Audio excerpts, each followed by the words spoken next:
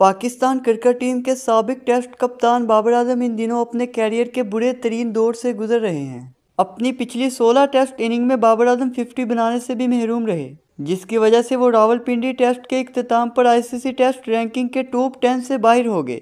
बाबर आजम 4 साल 8 माह के अरसे तक टॉप 10 बैटर में शामिल रहे थे। एक वक्त था जब बाबर आजम न सिर्फ पाकिस्तान बल्कि दुनिया के बेहतरीन बैटर में शुमार हुआ करते थे और बाबर आजम की कारकर्दगी में रन का तसलसल भी था। मगर अब 16 इनिंग्स हो गई लेकिन बाबर आजम एक 50 तक स्कोर न कर सके।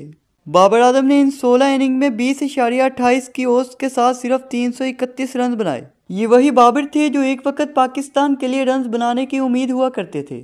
बाबर आजम की फॉर्म का गिरना उनकी रैंकिंग में भी तंजली की वजह बन गया और वो 1726 दिन आईसीसी टॉप 10 बैटर्स की फहरिस्त में रहने के बाद उससे बाहर हो गए।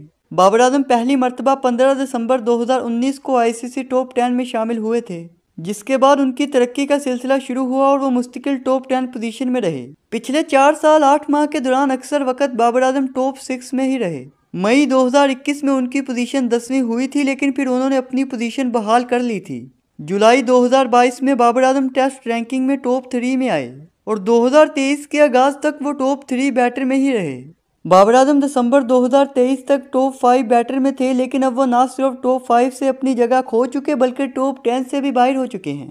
क्रिकेट फैंस के जहनों में अब एक ही सवाल है और वो ये है कि क्या बाबर आजम की ये खराब फॉर्म और रैंकिंग में तंजली आर्जी है और वो कम बैक कर लेंगे या फिर ये हर अरूज को पहुंचने वाला सवाल है। और इस सवाल का जवाब शायद सिर्फ बाबर आजम ही दे सकते हैं।